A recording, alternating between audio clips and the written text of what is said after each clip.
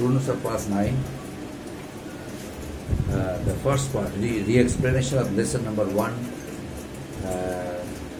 the first part, the explanation of the first part of this lesson. I forgot to re-explain, now I am going on re-explaining it on the following points: origin, urban planning, town planning, drainage system, air, granary and dockyard. Now, what is origin? Before discussing about origin, you have to learn the meaning of civilization. What is the meaning of civilization? Civilization is a system where a large number of people live within the same society by sharing a common culture. This is known as civilization. During 3000 BCE or around 3000 BCE, the Chalcolithic settlement began to grow and gave a birth of a number of villages and cities. And as a result of it, the Bronze Age also was taken place. Bronze Age. We found the Bronze Age. The people initially, before the Bronze Age, they were mainly peasants and farmers. They grew huge quantities of agricultural crops. But at the time when they acquired knowledge of different things totally unknown to them, the Bronze Age came and started producing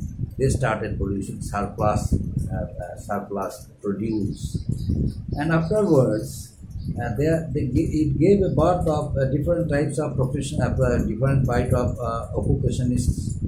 Their occupations were totally different. Some became craftsmen, some of them became pottery and started weaving, jewelry making, and crafts developed. And so a new wave of settlements led to the growth of new development, new civilization, new style, new growth of the people, and new growth of society. Now, what is about the origin?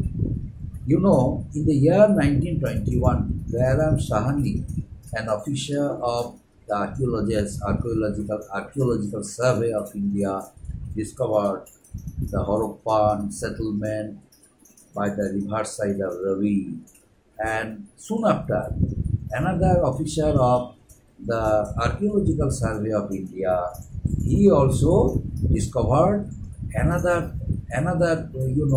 settlement, another civilization beside the river of Indus, which came to be known as Indus Valley Civilization. Now, why is it called Indus Valley Civilization? Because the tributaries of Indus also had become a part of more and more civilizations. That's why these sites, which were excavated by R.D. Banerjee at the same time, these were collectively known as Indus Valley Civilization. And next point, the extent of civilization. Next point, urban.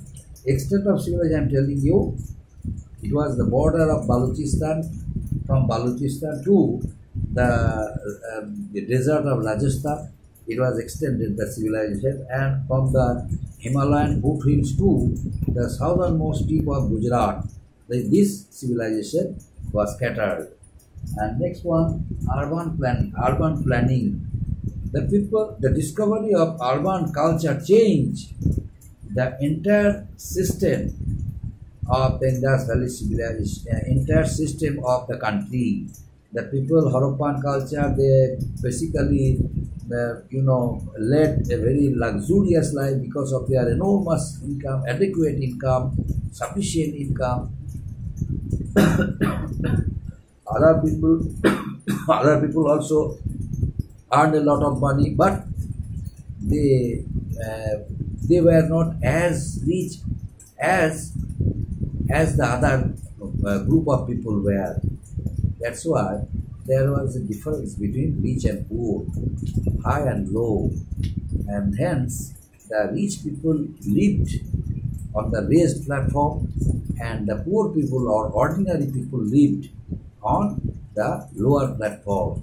That's why there were two parts of their settlements, upper part called citadel and lower part or lower town or lower part known as lower town.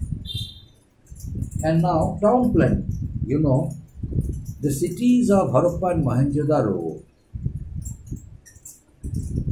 were just like the cities of New York, the cities of present day of New York and Chandigarh, because of their town planning. Houses were constructed. There were 2 or 3 storied building and constructed on both the 2 sides of the main road. Each house had its own courtyard, toilet system. There was a system of drainage. There was a good system, covered drains also were there, and houses constructed. They also set their windows and doors facing the lane, but not facing the main road, because then they had a sense of hygiene. They were that's why, in order to avoid pollution, air pollution, in order to avoid noise pollution, they always make their windows and doors facing the lanes, but not facing the main road. And apart from this, covered drains ran along both sides of the streets, and the main drain it also connected with the main drains of the main streets. And the Indus Valley people were very concerned about their hygiene, as I told you earlier, because they provided, dustbin on the road in order to make the road neat and clean. And now assembly hall, one assembly hall also was constructed during that period. Now, what was of its use? The assembly hall was used during the time of taking important decisions or during the time of religious discussion. People were called by the PS class persons, and they heard their views and some important problems. Whenever they faced, they got it solved through them. And next one, the Great Path. The Great Path, which was the most important part of discovered from Mohenjo-daro, proved that the people of Harappa and Mohenjo-daro and their outlook was how much modern outlook they had. It proved, because it was made of bricks and coated with natural tar, and there were 2 types of rooms. Rooms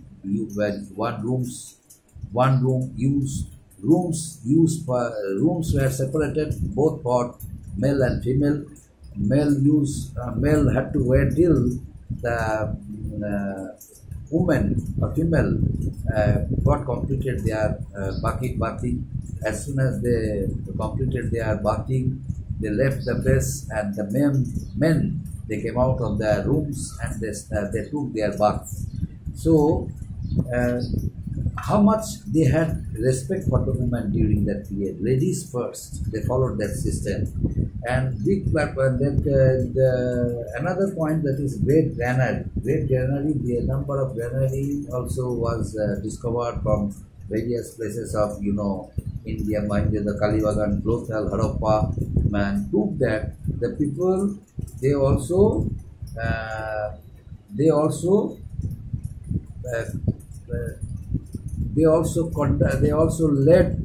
led overseas trade. They conducted trade with other parts of the country, like Mesopotamia, like other parts, but it is not only Mesopotamia is mentioned in this book, in this topic. People they flourished their trade not only within the country but outside India, and they use only sea route or river routes, the cheapest mode of communication, and that's why they also one dockyard, one large dockyard also was found from Lothal, Gujarat. It proved that people they also had overseas trade with other countries, and docks also would have been built after a careful study of sea waves, sea currents, river currents, and that's why. And there was a system of repairing their boats, and that's why dockyards.